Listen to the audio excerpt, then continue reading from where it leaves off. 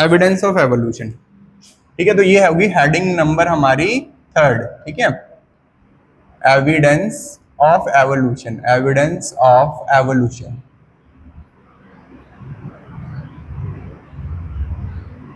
तो एवोल्यूशन के कौन कौन से एविडेंस होते हैं। ठीक है, तो जो हमारे सिलेबस में सबसे पहला प्रूफ दे रखा है कि एवोल्यूशन का ये एविडेंस है, उसे कहा जाता है फॉसिल। तो नंबर 1 जो एविडेंस है उसका नाम होता है फॉसिल। तो ध्यान रखना, एविडेंस ऑफ एवोल्यूशन ही चलेगा काफी एक आध दिन। और फॉसिल में सबसे पहला आता है, इसका दूसरा नाम जो होता है प्लेंटोलॉजिकल एविडेंस, प्लेंटोलॉजिकल एविडेंस। तो इसे कहते हैं प्लेंटोलॉजी। तो PALAEON। ठीक है, तो पेल एओनटोलॉजी, पेल एओनटोलॉजी। फॉसिल का नाम क्या होता है? पैलेंटोलॉजी, पैलेंटोलॉजी ये नाम है इसका। ठीक है, व्हाट इज प्लेंटोलॉजी? इसकी डेफिनेशन आती है प्लेंटोलॉजी की, study of fossil, study of fossil, study of fossil. Fossil की स्टडी को क्या कहा जाता है? पैलेंटोलॉजी कहा जाता है। ठीक है, अब आता है फॉसिल क्या होते हैं, what is the definition of fossils. तो फॉसिल्स क्या होते हैं? फॉसिल्स होते हैं डेड या डिके ऑफ ऑर्गेनिज्म, डेड और decay of organism, buried under earth, buried मतलब दफन हो गए कहाँ पे? अर्थ के अंदर, बरीड अंडर अर्थ, बरीड हो चुके हैं अर्थ के अंदर, by the process of sedimentation, by the process of sedimentation, sedimentation कौन सी प्रोसेस से हो गए हैं? बाय सेडिमेंटेशन प्रोसेस से बरीड हो गए हैं। तो by the process of sedimentation. ठीक है, तो by the process of sedimentation, तो buried under earth by the process of sedimentation. अब जो सेडिमेंटेटेड लेयर होती है, ठीक है, वो बताती है एज ऑफ फॉसिल। तो सेडिमेंटेड लेयर्स जो होती हैं tells about layers, sedimented layer जो होती है, कितनी लेयर में सेडिमेंट हो रखा है, 10 लेयर बाद मिला, 20 लेयर बाद मिला।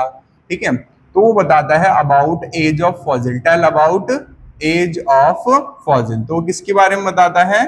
एज ऑफ फॉसिल के बारे में बताता है, tell about age of fossil, कि फॉसिल कितना पुराना है। तुमने खोदा और तुम्हें 10 मीटर बाद कोई फॉसिल मिल गया, वो नया होगा। तुमने खोजा, बहुत डीप मिला, पुराना होगा। ठीक है, तो sedimentation layer tell about the age of fossil. Clear होगी बात भाई? ठीक है, इसके बाद आता है यहाँ पे next point, what we get from knowledge of fossil. ठीक है, तो नॉलेज ऑफ फॉसिल क्या बताती है? Knowledge of fossils tells about number 1 यहाँ पे लिखेंगे, फॉसिल की नॉलेज हमें किस चीज के बारे में बताती है? तो knowledge of fossils tell about number 1 point क्या बताती है हमें?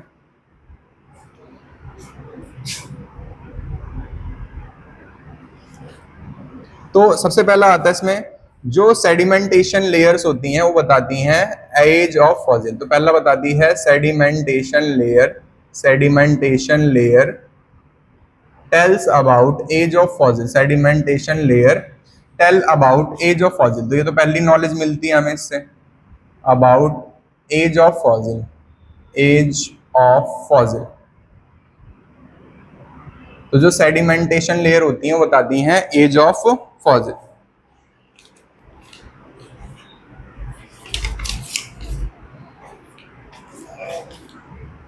नेक्स्ट पॉइंट आता है इसका, different sedimentation layer, different sedimentation layer tells about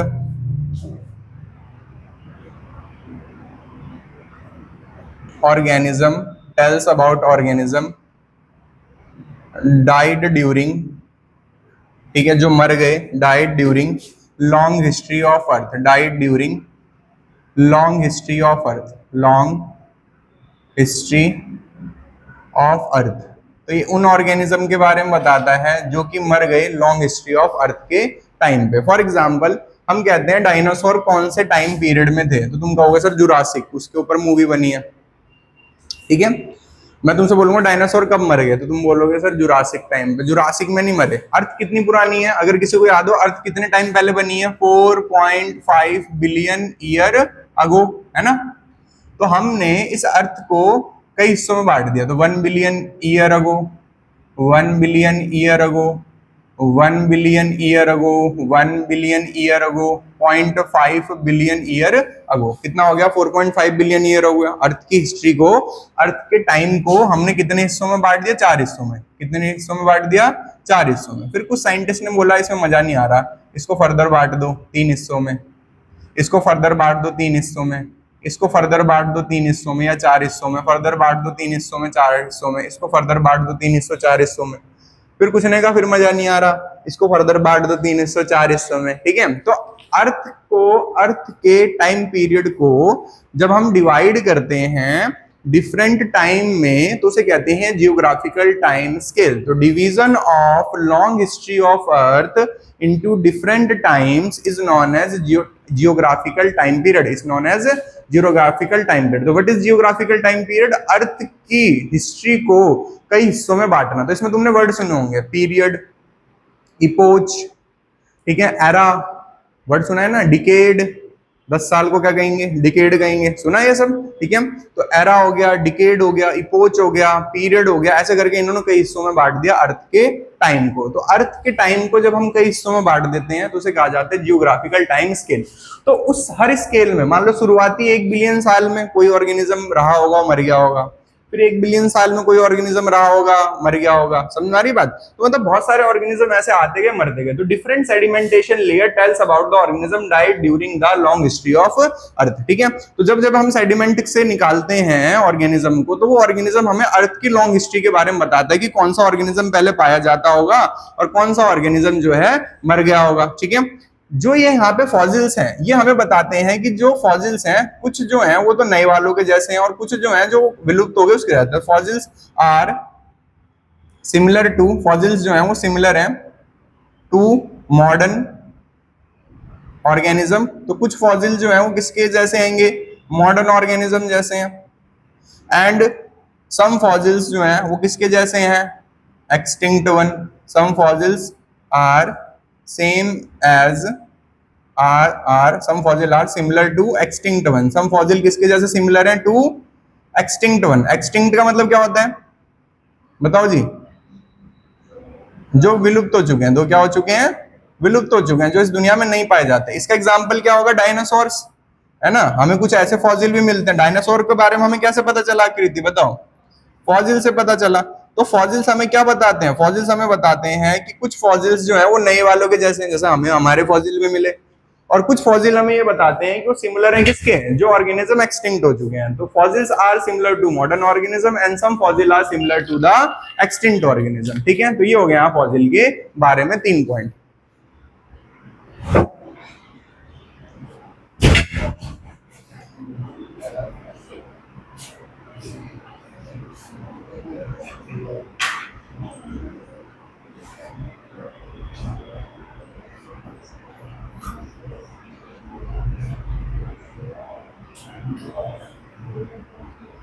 ठीक है भाई, तो दोबारा बता रहा हूं क्या क्या बताया मैंने बताया एविडेंस ऑफ एवोल्यूशन में सबसे पहला एविडेंस होता है फॉसिल। फॉसिल की स्टडी को प्लेंटोलॉजी कहते हैं।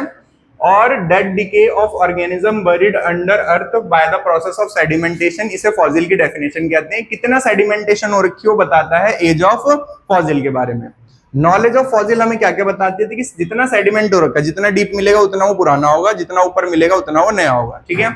Different sedimentation layer tells about the organism died during the long history of अर्थ। तो अर्थ जितनी पुरानी है उस पुराने टाइम तक अब तक कौन कौन से ऑर्गेनिज्म मर चुके हैं उसके बारे में बताता है फॉसिल्स। देन बताता है फॉसिल्स जो होते हैं वो सिमिलर होते हैं मॉडर्न ऑर्गेनिज्म की तरह, ठीक है, और कुछ फॉसिल जो होते हैं सिमिलर होते हैं एक्सटिंक्ट की तरह, जैसे कि डायनासोर के फॉसिल भी हमें मिले हैं, तो कुछ फॉसिल अभी वालों के जैसे हैं और कुछ फॉसिल एक्सटिंक्ट वालों के जैसे हैं। अगला पॉइंट आता है, जो फॉसिल्स होता है वो बताता है हमें किसके बारे में, वो बताता है जियोग्राफिकल पीरियड के बारे में बताता है, जो ऑलरेडी पॉइंट हो चुका है तो वो नहीं लिख रहे। फोर्थ पॉइंट आता है कि जो कुछ लाइफ फॉर्म्स हैं उसको कुछ एरिया तक रिस्ट्रिक्टेड थी, ठीक है, तो यहाँ पे इसका मतलब क्या है पहले लिख लेते हैं फिर बताते हैं। तो ये बताता है हमें कि इट शो डेट, ये शो करता है, इट शोज डेट, फॉसिल्स हमें शो करता है डेट लाइफ फॉर्म्स जो थी वो समय के साथ बदलती रही, ठीक है, लाइफ फॉर्म्स वेरिड कि पहले डायनासोर थे अब नहीं है, ठीक है, तो life forms varied over time, life form समय के साथ बदलती रही। फॉसिल्स हमें बताता है कि लाइफ फॉर्म समय के साथ क्या करती रही, बदलती रही, ठीक है। कुछ लाइफ फॉर्म्स एक ही जगह पे फंस गई, ठीक है, सर्टेन फॉर्म्स आर रिस्ट्रिक्टेड, वो रिस्ट्रिक्टेड हो गई कुछ जगहों पे, जैसे कंगारू वो एक ही जगह पे रह गए, ठीक है, restricted to certain geographical time scale. Geographical time scale क्या होता है भाई, अर्थ के समय को क्या कहा जाता है, जियोग्राफिकल टाइम स्केल कहा जाता है, ठीक है। तो यहाँ पे हमें ये पता चला, फोर्थ पॉइंट से हमें ये पता चला कि जो फॉसिल्स की स्टडी है उससे हमें ये पता चलता है कि जो समय के साथ साथ लाइफ फॉर्म वेरिड करती रहती है। अर्थ पे पहले मान लो अभी अर्थ पे हम कौन पाए जाते हैं, ह्यूमंस पाए जाते हैं, मान लो अर्थ पे भी कोई बहुत बड़ी त्रासदी हो जाए और ह्यूमंस खत्म हो जाए, फिर कोई और ऑर्गेनिज्म जो बच जाए सिर्फ वो पाए जाए, तो यार बात, तो धीरे धीरे ऑर्गेनिज्म जो है अर्थ पे क्या करते रहते हैं, वेरिड करते रहते हैं, बदलते रहते हैं समय के साथ। पहले डायनासोर थे, फिर एम्फीबियंस थे, एम्फीबियंस धीरे धीरे कम हो रहे हैं, एक्सटिंक्ट होने की कगार पे हो रहे हैं, फिर एम्फीबियंस खत्म हो जाएंगे, अभी ह्यूमंस हैं, फिर ह्यूमंस एक टाइम के बाद खत्म हो जाएंगे, ठीक है।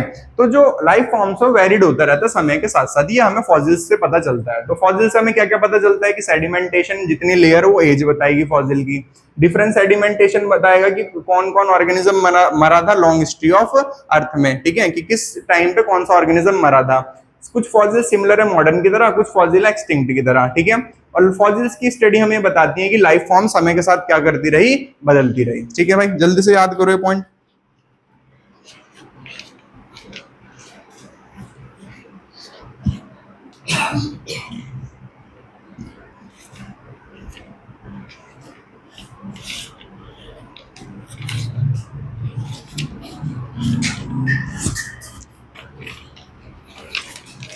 तो अब क्वेश्चन आता है कि हम कैसे बता सकते हैं फॉसिल्स की उम्र, ठीक है, फॉसिल्स की उम्र हम कैसे बता सकते हैं। तो हेडिंग आती है age of fossil, age of fossil. तो फॉसिल की उम्र हम कैसे बताते हैं कि फॉसिल कितना पुराना है, एज ऑफ फॉसिल। तो नंबर 1 पॉइंट होता है by carbon dating, by carbon dating. Carbon dating से कैसे पता चलता है भाई, कार्बन की जो हाफ लाइफ होती है वो होती है 6000 साल, कितनी होती है, 6000 साल कार्बन की क्या होती है, हाफ लाइफ होती है, ठीक है। तो इसकी फुल लाइफ कितनी होती है कार्बन की, 12000 साल। तो कार्बन कितना डिके हो गया है किसी ऑर्गेनिज्म के ऊपर या किसी फॉसिल के ऊपर, वो बता देगा उसकी उम्र। पर ये कितने ओल्ड तक बता सकता है, 12000 साल तक ही बता सकता है। क्लियर होगी बात।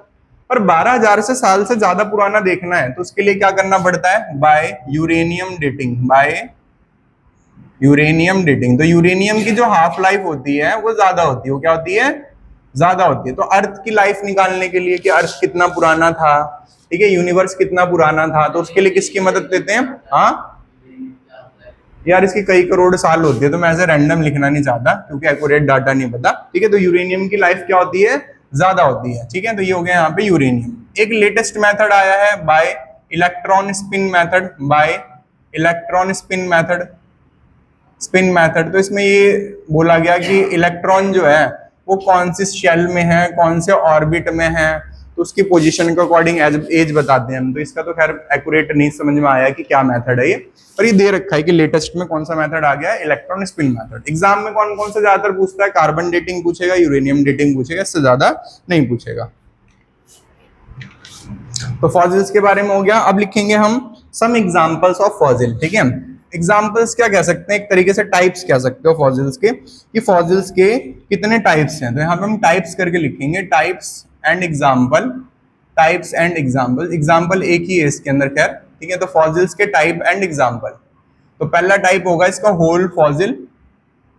होल फॉसिल, तो होल फॉसिल का मतलब तुम्हें पूरी फॉसिल की बॉडी मिली है, ठीक है, तो उसे क्या कहेंगे, होल फॉसिल कहेंगे। तो होल फॉसिल में हमें एग्जांपल क्या मिला, एग्जांपल हमें मिला वूली मैमोथ। मैमोथ क्या होता है, व्हाइट एलिफेंट को क्या कहते हैं, मैमोथ कहते हैं, ठीक है। ये अब नहीं पाए जाते, तो हमें आइस के अंदर दबा हुआ एक हाथी का क्या मिला, व्हाइट कलर का चाइल्ड मिला, ठीक है। तो होली मैमोथ उसे कहा गया, वोली मैमोथ, ठीक है, वोली मैमोथ कहा गया। तो व्हाइट एलिफेंट बेबी मिला, तो इसके ब्रैकेट में लिखेंगे हमें क्या मिला, white elephant baby, white elephant baby मिला। और ये जो व्हाइट एलिफेंट बेबी था, ये कितना पुराना था, 2500 साल पुराना था।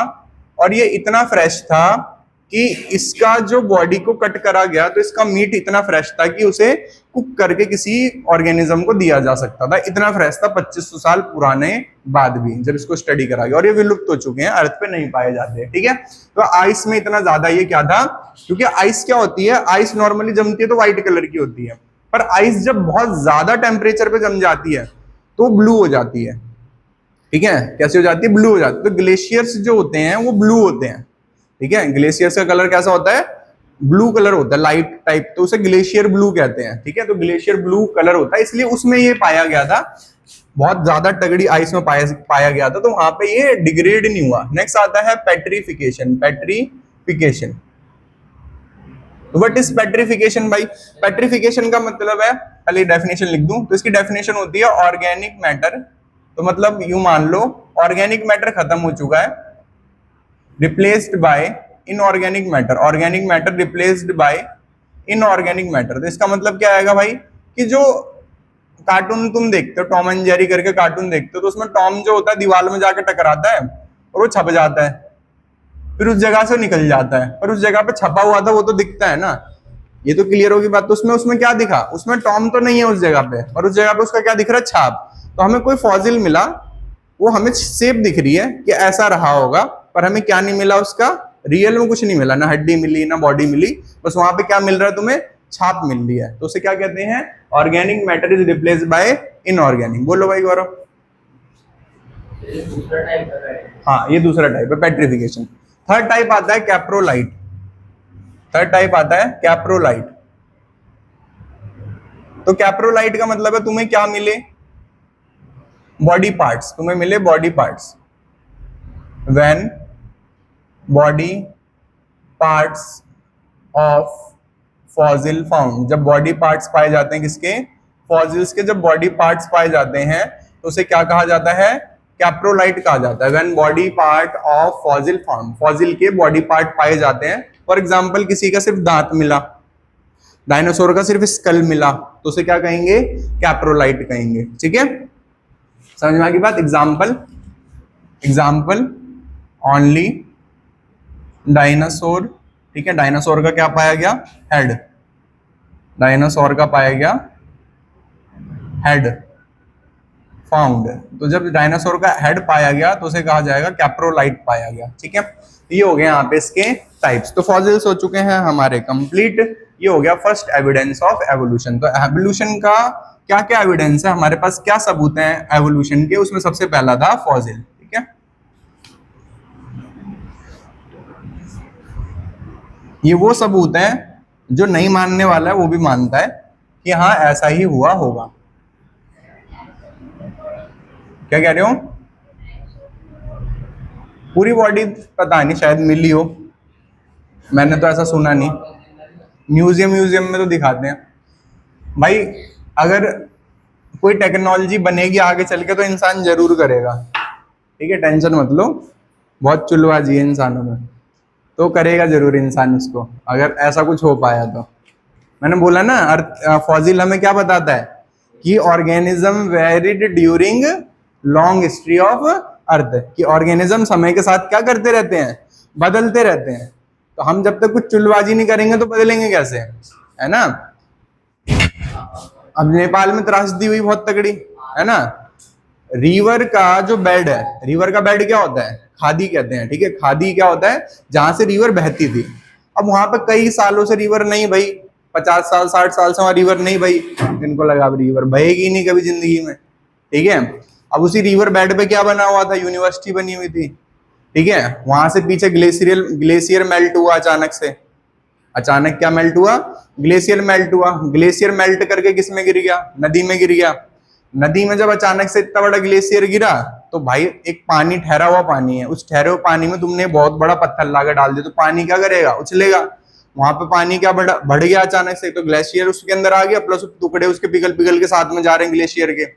अब वो उतना सारे भारी भारी ग्लेशियर वो बहुत बड़ी हाइट से किस में गिर रहे हैं, नीचे गिर रहे हैं, तो अपने साथ मलबा चट्टान ये सब भी लेके जा रहे हैं, तो पानी का प्रेशर और बढ़ गया। तो इतना ज्यादा जब पानी का प्रेशर बढ़ा अचानक से, तो नदी से नहीं संभला, तो नदी जहां तक फैल सकती थी वहां तक वो फैली, और जो जो रास्ते में आया उसे सबको ले गई साथ में, ठीक है। तो इस तरीके से त्रासदी हुई है, ग्लेशियर मेल्ट हुआ, वहां पे एक भूकंप आया ग्लेशियर के पास 4.5 मैग्नीट्यूड का, ग्लेशियर टूटा, ग्लेशियर टूट के पानी में गिरा, पानी में बहुत तगड़ा प्रेशर बढ़ा, और एक जगह पे प्रॉब्लम क्या हुई, ग्लेशियर बस बहता रहता साथ साथ तो इतनी प्रॉब्लम नहीं होती। प्रॉब्लम क्या हुई, ये पहाड़ की एक पीक है और ये नीचे यहाँ पे नदी बह के जाती है, ठीक है। तो ग्लेशियर इस जगह पे आके क्या हो गए, इकट्ठा हो गए, इस तरीके से आके यहाँ पे क्या हो गए, इकट्ठा हो गए ग्लेशियर के टुकड़े। पानी यहाँ पे पीछे क्या होता रहा, इकट्ठा होता रहा, बांध टाइप सा बन गया। और जब ये प्रेशर बहुत ज्यादा बढ़ गया तो पानी ऑलरेडी बहुत ज्यादा इकट्ठा हो रखा था, अगर यहाँ पे बांध नहीं बनता ग्लेशियर की वजह तो पानी गिरता रहता और इतनी दिक्कत नहीं होती। ये टूटा, पानी अचानक से गिरा और बहुत ज्यादा अमाउंट ऑफ पानी एक बार में आया, समझ में आ गई बात। अब भी ये माना जा रहा है कि यहाँ पे ये बांध पूरी तरीके से अभी खुला नहीं है, तो हो सकता है कि दोबारा त्रासदी आ सकती है, दोबारा पानी आ सकता है हाई इंटेंसिटी से। क्यों आ सकता है, क्योंकि मैंने अभी बताया ग्लेशियर जो होते हैं वो बहुत ज्यादा हाई टेम्परेचर पे जमे हुए होते हैं, तो उनको अपना सिर्फ ब्लू कलर से व्हाइट आइस में बदलने में 2 दिन लगता है। एक ग्लेशियर को ब्लू कलर से व्हाइट में बदलने के लिए 2 दिन लगता है, फिर वो आइस बदलने में उन्हें 1 आध दिन और लगेगा, ठीक है। तो मतलब वो ग्लेशियर अभी मेल्ट होंगे, फिर टूटेगा, फिर पानी आ सकता है, समझ रहे हो बात। तो मतलब अभी प्रॉब्लम खत्म नहीं हुई है। तो एविडेंस ऑफ एवोल्यूशन में हम सेकंड पे आते हैं, जिसका नाम आता है मॉर्फोलॉजिकल एविडेंस। तो सेकंड आता है B, morphological and anatomical evidence. तो मॉर्फोलॉजिकल एंड एनाटॉमिकल एविडेंस,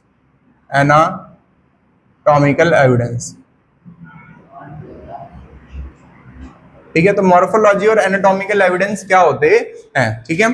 तो मॉर्फोलॉजिकल एनाटॉमिकल एविडेंस में जो नंबर 1 आता है उसका नाम होता है होमोलोगस ऑर्गन। Homologous organ. तो सारे बच्चे ध्यान देना कि सिर्फ हमारा अभी थर्ड ही टॉपिक चल रहा है, जिस टॉपिक का नाम है एविडेंस ऑफ एवोल्यूशन। तो एविडेंस ऑफ एवोल्यूशन में सबसे पहला हमने पढ़ा फॉसिल, अब हम क्या पढ़ रहे हैं, होमोलोगस ऑर्गन पढ़ रहे हैं। क्लियर है सबको, ठीक है। होमोलोगस ऑर्गन क्या होते हैं, तो यहाँ पे होमो का मतलब होता है भव्य, देखो यहाँ पे होमो का मतलब होता है सेम, क्या होता है, और लोगस का मतलब होता है ओरिजिन, जिनका ओरिजिन क्या हो भाई, सेम हो, जिनका ओरिजिन क्या हो, सेम हो। तो यहाँ पे डेफिनेशन क्या होगी, organ having same origin, organ having same origin, जिन ऑर्गन का क्या होगा, सेम ओरिजिन होगा, ठीक है। तो जिन ऑर्गन का सेम ओरिजिन होगा बट डिफरेंट फंक्शन होगा, और फंक्शन क्या होगा, डिफरेंट होगा, बट डिफरेंट फंक्शन। तो organ having same origin but different function, organ having same origin but different function, इन्हें क्या कहा जाएगा, होमोलोगस ऑर्गन। अब इसका क्या मतलब हुआ, इसका मतलब यह है कि एग्जांपल अगर हम देखें तो ज्यादा बेटर समझ में आएगा, कि अगर देखा जाए कि हैंड ऑफ मैन देखा जाए, हैंड ऑफ चीता देखा जाए, हैंड ऑफ वेल देखा जाए, हैंड ऑफ बैट देखा जाए, ठीक है। तो मैन, चीता, वेल एंड बैट, अगर इन तीनों का हाथ देखा जाए तो जो इनका ओरिजिन है वो ओरिजिन इनका सेम है। इनके हाथ कहां से बने हुए हैं, तो हाथ बने हुए हैं फ्रॉम कंधे, कंधे का नाम होता है पेक्टोरल ग्रिडल, क्या नाम होता है, पेक्टोरल ग्रिडल से अराइज हुए हैं हैंड, ठीक है। हैंड कहां से अराइज हुए हैं, फ्रॉम पेक्टोरल ग्रिडल, ठीक है भाई। ओरिजिन क्या हो गया, सेम, पर सबका फंक्शन क्या है, डिफरेंट। मैन के अंदर मल्टीटास्किंग, मल्टीटास्किंग लिख सकते हैं, मार सकते हैं, ठीक है। चीता के अंदर रनिंग, चीता के अंदर रनिंग, वेल के अंदर स्विमिंग, वेल के अंदर स्विमिंग, ठीक है। तो वेल के अंदर क्या होते हैं, फ्लिपर्स, उनके हैंड को क्या कहा जाता है, फ्लिपर्स कहा जाता है। बैट के अंदर क्या आएगा, फ्लाइंग, क्या आएगा, फ्लाइंग आएगा। क्लियर होगी बात। तो यहां पे same origin but different function, same origin but different function. कोई डाउट है, समझ में आ गया, ठीक है। बैट के अंदर क्या आ जाएगा भाई, बताओ वरव, बैट के अंदर क्या आ जाएगा, फ्लाइंग, ठीक है। इसके अंदर क्या आ जाएगा, फ्लाइंग। और ये क्या हो गया, इसके पास उड़ने के लिए विंग्स हो गए, ठीक है। अगर यहाँ पे सारे बच्चे ध्यान देंगे इस चीज के ऊपर, तो तुम्हें एक चीज समझ में आएगी कि ये जो है ये एक जगह से ओरिजिन हो रहे हैं। कहां से ओरिजिन हो रहे हैं, एक जगह से, और दूसरी दूसरी जगह पे जा रहे हैं बिकॉज ऑफ देयर फंक्शन। तो इन्हें कहते हैं डाइवर्जेंट। क्या कहते हैं, डाइवर्जेंट। ये क्या हो रहे हैं, डाइवर्ज हो रहे हैं। देखो, एक जगह से निकल के दूसरी दूसरी जगह पे क्या हो रहे हैं, डाइवर्ज हो रहे हैं, है ना। तो इसे कहते हैं डाइवर्जेंट एवोल्यूशन। क्या कहते हैं, डाइवर्जेंट एवोल्यूशन। तो होमोलोगस ऑर्गन जो होते हैं ये शो करते हैं डाइवर्जेंट एवोल्यूशन। होमोलोगस ऑर्गन क्या शो करते हैं, डाइवर्जेंट एवोल्यूशन। क्या शो करते हैं, डाइवर्जेंट एवोल्यूशन शो करते हैं। क्या शो करते हैं, डाइवर्जेंट एवोल्यूशन। इससे क्या पता चलता है, इससे पता चलता है डिफरेंट फंक्शन। ये क्या शो करता है, ये शो करता है कॉमन एंसेस्ट्री। तो इट शो कॉमन एंसेस्ट्री, कि हमारे ये एंसेस्टर रह चुके हैं। तो इट शो कॉमन एंसेस्ट्री, ठीक है, कि हम सबका एंसेस्टर क्या रहा है, सेम रहा है। इट शोज कॉमन एंसेस्ट्री, ठीक है। एंसेस्टर हमारे सेम रहे हैं, बस ये फंक्शन की वजह से क्या हो गए, अलग अलग जगह पे पहुंच गए। क्लियर है भाई। ये हो गया फर्स्ट एग्जाम्पल। अब आते हैं हम सेकंड एग्जाम्पल पे। तो सेकंड एग्जाम्पल होता है होमोलोगस का, हार्ट एंड ब्रेन।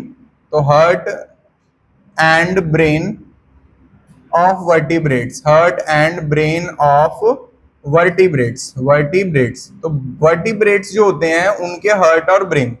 तो एग्जाम्पल लिखेंगे, वर्टिब्रेट्स कौन होते हैं, PARAM। तो परम होता है, परम मतलब होता है पाइसिस, एम्फीबियंस, देन आता है रेप्टाइल्स, फिर आता है एव्स, और फिर आता है मैमल्स। रेप्टाइल्स, एव्स और मैमल्स आता है, ठीक है भाई।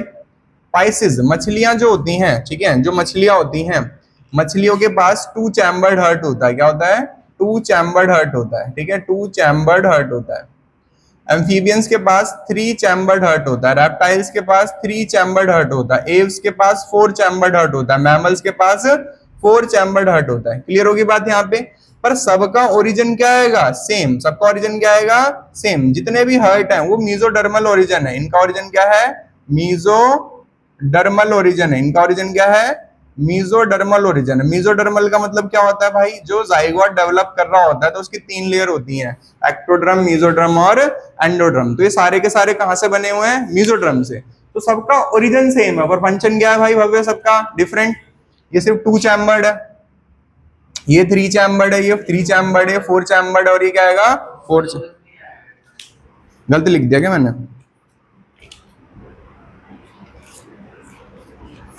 सही तो लिखा भाई। क्यों, एक बार जैसे रीजन बता देता हूं। देखो, ये टू चैम्बर्ड है, ब्लड पंप हो रहा है, ब्लड ब्लड मिक्स हो रहा है, ब्लड क्या हो रहा है। ये थ्री चैम्बर्ड है, ब्लड पंप हो रहा है, पर क्या हो रहा है, मिक्स हो रहा है। थ्री चैम्बर्ड है, ब्लड पंप हो रहा है, क्या हो रहा है, मिक्स हो रहा है। फोर चैम्बर्ड है, ब्लड पंप हो रहा है पर मिक्स नहीं हो रहा। फोर चैम्बर्ड है, ब्लड पंप हो रहा है पर मिक्स नहीं हो रहा। समझ में आ गई बात भाई। तो अगर चारों में, इन पांचों में डिफरेंस देखो तो इससे क्या पता चल रहा है कि सबके हार्ट एक जगह से बन रहे हैं। और फंक्शन अगर देखा जाए तो सबके अंदर कुछ ना कुछ फर्क है जो फंक्शन के हिसाब से दिख रहा है। किसी के चैम्बर कम है, किसी के चैम्बर ज्यादा है, किसी के अंदर ब्लड मिक्स हो रहा है, किसी के अंदर ब्लड मिक्स नहीं हो रहा है। तो same origin but different function. Clear है, आगे बढ़े भाई। नेक्स्ट आता है यहाँ पे example, thorns of bougainvillea and tendril of cucurbita. ठीक है, तो थर्ड एग्जाम्पल आता है थ्रोन्स ऑफ बोगनविला, तो थ्रॉन्स मतलब कांटे, ठीक है, थ्रॉन्स ऑफ बोगनविला,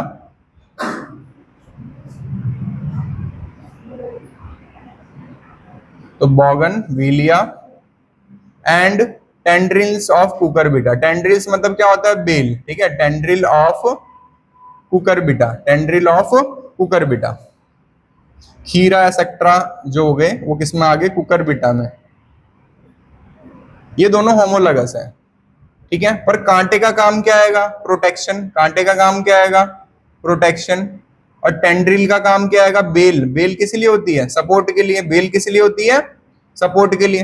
तो दोनों का ओरिजिन क्या आएगा, सेम, दोनों का ओरिजिन क्या आएगा, सेम। ओरिजिन क्या है भाई, स्टेम, ओरिजिन क्या है इनकी, ओरिजिन आएगा नोड ऑफ स्टेम, ओरिजिन आएगा नोड ऑफ स्टेम। सब कहां से निकल रहे हैं, नोड ऑफ स्टेम से, ठीक है, ओरिजिन है नोड ऑफ स्टेम। पर फंक्शन क्या है इनका, डिफरेंस, फंक्शन क्या है इनका, डिफरेंस। पूछो क्या डाउट है,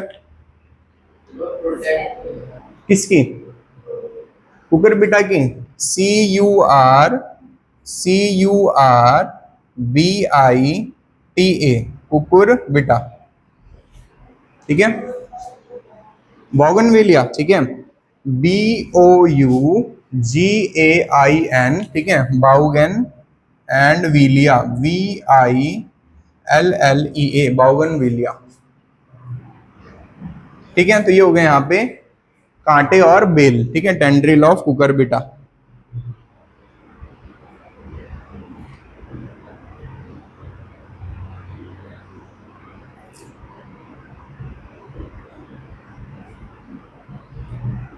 तो इसमें अगर तुमसे एग्जाम में क्वेश्चन आता है व्हाट इज होमोलोगस ऑर्गन, तो बताओगे पहले डेफिनेशन। होमोलोगस ऑर्गन की डेफिनेशन होती है organ having same origin but different function, ये होगी डेफिनेशन।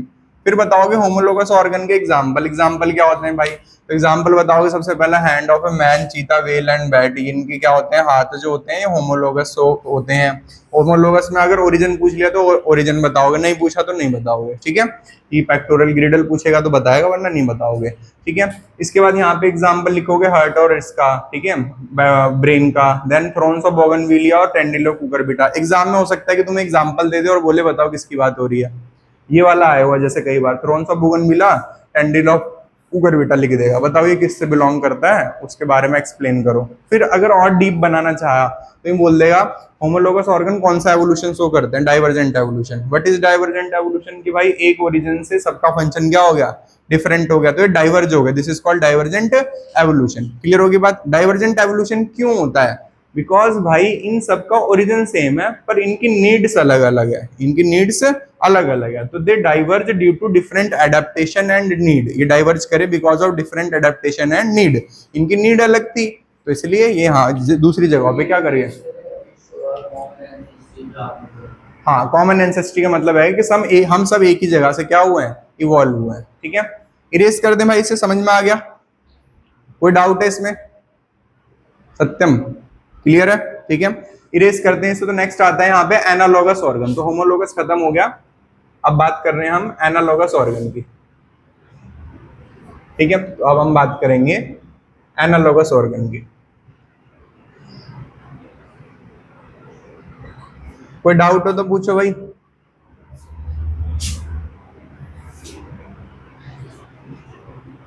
तो एविडेंस ऑफ एवोल्यूशन में सेकंड एविडेंस चल रहा है और सेकंड एविडेंस में सेकंड पार्ट चल रहा है उसका, ठीक है। सेकंड एविडेंस का सेकंड पार्ट चल रहा है जिसका नाम होता है एनालॉगस ऑर्गन, ठीक है। तो होमोलोगस के बाद अगला कौन सा आता है, एनालॉगस, ठीक है। एना का मतलब क्या होता है, डिफरेंट ओरिजिन, इसका मतलब होता है, एना का मतलब होता है डिफरेंट और लॉगस का मतलब क्या होता है, ओरिजिन। तो ऑर्गन जिनका ओरिजिन क्या हो, डिफरेंट, और फंक्शन क्या हो, ठीक है। तो यहाँ पे क्या लिखेंगे, organs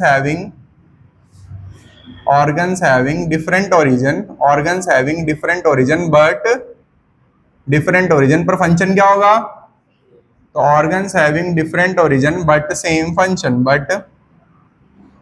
function, तो उसका जस्ट उल्टा हो गया, पहले वाले का क्या हो गया, जस्ट उल्टा हो गया, ठीक है।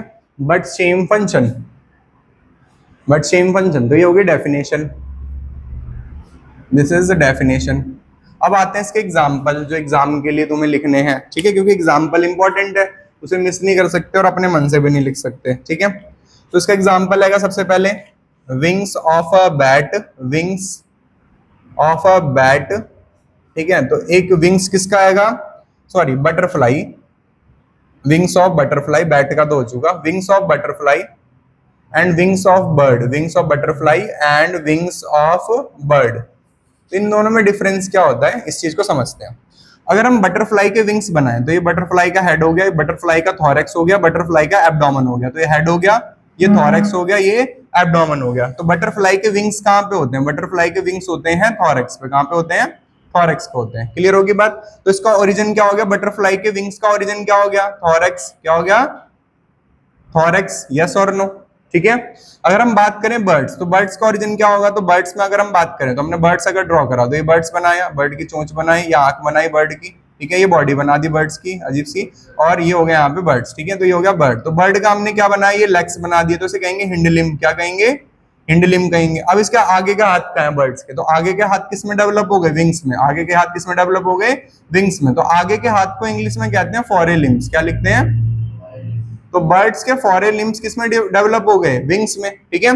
तो ओरिजिन क्या हो गया, डिफरेंट। ओरिजिन क्या हो गया, डिफरेंट। दोनों का ओरिजिन क्या हो गया, different. Both origin is different but function is same. दोनों का फंक्शन क्या आएगा, फ्लाइंग। दोनों का फंक्शन क्या आएगा, फ्लाइंग। तो यहाँ पे दोनों का फंक्शन क्या आएगा, यहाँ पे फंक्शन क्या है दोनों का, फ्लाइंग। दोनों उड़ रहे हैं, पर दोनों का ओरिजिन क्या आएगा यहाँ पे, डिफरेंट, ठीक है। तो अगर तुम इसे नोटिस करो तो किस तरीके से बन रहा है, ये इस तरीके से बन रहा है, different origin same function, different origin same function, ठीक है। डिफरेंट ओरिजिन पर फंक्शन क्या आ रहा है, सेम आ रहा है। डिफरेंट ओरिजिन आ रहा है पर फंक्शन क्या आ रहा है, सेम आ रहा है। डिफरेंट ओरिजिन आ रहा है पर फंक्शन क्या आ रहा है, सेम। तो इसे कहेंगे कन्वर्जेंट एवोल्यूशन। तो it shows convergent evolution, it shows convergent evolution. तो ये क्या शो कर रहा है, कन्वर्जेंट। देखो ना आप, फंक्शन की वजह से क्या हो रहा है, आपस में कन्वर्ज हो रहे हैं ना। फंक्शन की वजह से क्या हो रहा है, आपस में कन्वर्ज। यस और नो, समझ में आ रहा है कैसे कन्वर्जेंट कहा मैंने। ओरिजिन अलग अलग है पर फंक्शन क्या हो रहा है इनका, सेम। तो इसे रेज अगर देखोगे, रेज देखनी तो आती होंगी कि ये रेज डाइवर्ज हो रही है, ये रेज कन्वर्ज हो रही है। तो ये यहाँ पे क्या हो रही है, रेज कन्वर्ज हो रही है, तो इसे कन्वर्जेंट एवोल्यूशन कहते हैं, ठीक है। तो इसमें क्या बता रहा है कि डिफरेंट एंसेस्टर है पर करेक्टर क्या है, सेम है, ठीक है। तो ये क्या शो करता है, ये शो करता है डिफरेंट एंसेस्ट्री, ठीक है, बट कॉमन करेक्टर, ठीक है। तो यहाँ पे हमें क्या देखने को मिलता है, हमें देखने को मिलता है डिफरेंट एंसेस्टर के एंसेस्टर अलग हैं, दोनों के एंसेस्टर अलग हैं, different ancestor but common character,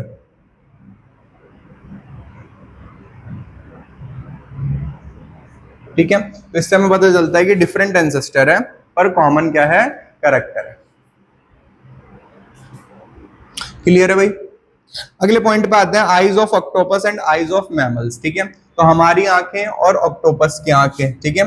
तो eyes of octopus and eyes of mammal, eyes of mammal. तो दोनों का जो ओरिजिन है वो डिफरेंट है पर फंक्शन क्या है, देखना। फंक्शन क्या है, देखना। फंक्शन क्या आएगा, विजन। फंक्शन दोनों को क्या आएगा, विजन। पर ओरिजिन की बात करी जाए तो इसके पीठ पे होती है, ऑन बॉडी, तो जिसे हम कहेंगे on back, on back of body. हमारी आईज कहाँ आएंगी, हमारी आईज आएंगी किसके अंदर, स्कल में।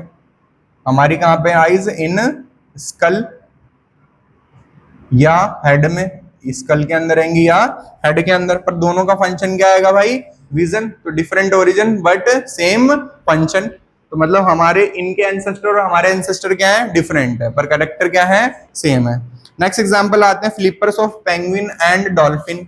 तो पेंगुइन क्या एक बर्ड है, पेंगुइन क्या एक बर्ड है। तो ये होगा example number 2, this is example number 2, this is example number 1, ठीक है। अब आते हैं एग्जांपल नंबर 3। तो यहाँ पे आएगा फ्लिपर्स, फ्लिपर्स ऑफ पेंगुइन, ठीक है, flippers of penguin and dolphin, penguin and dolphin. तो दोनों अपने फ्लिपर्स का किस लिए इस्तेमाल करते हैं, तैरने के लिए। किसके लिए, तैरने के लिए, है ना गौरव। पेंगुइन और ये दोनों किसके लिए इस्तेमाल करते हैं, फॉर स्विमिंग, है ना। मुझे लगा फ्लाइंग बोलेगा, फॉर स्विमिंग, ठीक है भाई, फॉर स्विमिंग। पर पेंगुइन एक बर्ड है। अभी देखो बर्ड का ओरिजिन क्या होता है, बर्ड का ओरिजिन क्या होता है, फॉर ए लिम्ब, क्या होता है फॉर। और डॉल्फिन क्या है, एक मैमल है, तो मैमल में कहां से निकलता है, पेक्टोरल ग्रिडल। मैमल में कहां से निकलता है, पेक्टोरल ग्रिडल। तो दोनों का ओरिजिन क्या हो गया, डिफरेंट हो गया, पर फंक्शन क्या हो गया, सेम हो गया, ठीक है। तो different origin but same function. Clear होगी बात भाई, ये हो गया। हाँ बिल्कुल उड़ती है भाई, मैंने देखी थी सपने में, ठीक है, उड़ती है, सपने में देखी थी मैंने। आगे बढ़े भाई। हाँ बिल्कुल उड़ती है भाई, तुम्हारे कमरे में लेटी होगी, जाके देखो, अभी जाते खाएगी तुम्हें। आगे बढ़ते हैं, तो आते हैं एग्जाम्पल नंबर 4 पे। तो एग्जाम्पल नंबर 4 आता है पटेटो एंड स्वीट पटेटो, ठीक है। यहाँ पे आएगा स्वीट पटेटो, स्वीट पोटैटो। तो स्वीट पोटैटो एंड पोटैटो, ठीक है। तो पोटैटो एंड स्वीट पोटैटो दोनों के अंदर क्या स्टोर होता है, फूड स्टोर होता है। क्या स्टोर होता है, फूड स्टोर होता है। तो फंक्शन क्या हो गया, सेम। और स्वीट पोटैटो एक रूट है, क्या है कि रूट है, और पोटैटो क्या है, एक स्टेम है, ठीक है। तो ये एक रूट है जिसके अंदर फूड स्टोर हो रखा है, और ये पोटैटो एक स्टेम है जिसके अंदर क्या स्टोर हो रखा है, फूड स्टोर हो रखा है। तो दोनों का ओरिजिन क्या हो गया प्रंजल, डिफरेंट, और फंक्शन क्या हो गया, सेम हो गया। क्लियर होगी बात भाई, ठीक है। एग्जाम्पल नहीं छोड़ सकते तुम, कि तुम सोचो यार एक आधा याद कर लेते हैं, छोड़ो छोड़ो, बाकी तो होता रहेगा, ऐसा नहीं है। एक भी एग्जाम्पल नहीं छोड़ सकते, 4 हैं तो चारों पे क्वेश्चन मिलेगा तुम्हें कहीं ना कहीं पे, ठीक है। तो इंपॉर्टेंट है, होमोलोगस एनालोगस बिल्कुल चार्ट के जाना अच्छे से, एक भी नहीं छोड़ सकते। तो ये हो गया होमोलोगस एनालोगस कंप्लीट, ठीक है। तो मॉर्फोलॉजिकल और एनाटॉमिकल एविडेंस में हमने 2 पढ़ लिए। सबसे पहला पढ़ा हमने होमोलोगस, दूसरा पढ़ा एनालोगस, अब पढ़ेंगे तीसरा, ठीक है। तो सबसे पहला था फॉसिल्स, और दूसरा आ गया मॉर्फोलॉजिकल एंड एनाटॉमिकल एविडेंस। अब पढ़ेंगे एम्ब्रियोलॉजिकल एविडेंस। ये लिख लो, फिर इरेज करते हैं और फिर तुमसे सुनते हैं एग्जाम्पल। जो क्या हो गया जल्दी से याद करो, पतंजलि फंसेगी सबसे पहले, कोई नहीं बता देते हैं, ठीक है। तुम मॉर्फोलॉजिकल एविडेंस में सबसे पहला आता है, तीसरा आता है एम्ब्रियोलॉजिकल एविडेंस। एम्ब्रियोलॉजिकल एविडेंस दिया था अर्नेस्ट हैकल नाम के साइंटिस्ट ने। इसने बताया ontogeny repeats phylogeny. What is ontogeny repeats phylogeny, कि जो डेवलपमेंटल हिस्ट्री होती है हमारी, वो रिपीट करती है ancestral character. What is developmental history, कि जब during embryonic development ancestral character appear होते हैं, जैसे कि गिल्स फाउंड होते हैं कॉर्डेट्स के अंदर, हमारे अंदर गिल्स दिखते हैं जब हम डेवलप हो रहे होते हैं मदर के वॉम्ब के अंदर, बट फंक्शनल होते हैं किसके अंदर, फिश के अंदर। अगर मैं तुम्हें 1 मंथ का एम्ब्रियो दिखाऊं कि ये फिश का है, ये एम्फीबियंस का है, रेप्टाइल्स का है, एव्स का, मैमल्स का, तो तुम उसमें कोई भी एक पॉइंट का डिफरेंस नहीं बता सकते कि ये किसका है। मान लो मैंने ऐसा रैंडम करके तुम्हें 5 एम्ब्रियो दिखा दे, तो तुम बोलोगे ये पता नहीं किसका है। तो 1 मंथ के डेवलपमेंट के टाइम पे सबका एम्ब्रियो क्या होता है, सेम होता है, ठीक है। नेक्स्ट बायोकेमिकल एविडेंस क्या होता है, similarity in biochemicals like genes, protein etcetera from Porifera to chordates. तो जो जीन हमारे अंदर एंजाइम बना रहा है, जैसे कि पेप्सिन हमारे अंदर बन रहा है, सेम पेप्सिन नाम का प्रोटीन पॉरीफेरा में भी बन रहा है। तो जीन क्या आएंगे हमारे सिमिलर। इससे हमें ये पता चलता है कि हम पॉरीफेरा से क्या हुए हैं, इवॉल्व हुए हैं धीरे धीरे करके। इससे हमें क्या पता चलता है कि हाँ भाई, जो कॉर्डेट्स में 5-6 आते हैं, पाइसिस, एम्फीबियंस, रेप्टाइल्स, मैमल, तो इन्हीं सबसे हम डेवलप हुए हैं। पहले पाइसिस आई होगी, फिर एम्फीबियंस आए होंगे, फिर रेप्टाइल्स आए होंगे, फिर एप्स आए होंगे, फिर हम आए होंगे जैसे कि मैमल्स, ठीक है। तो ये हो गया यहाँ पे बायोकेमिकल एविडेंस। यही रह रहा था ना,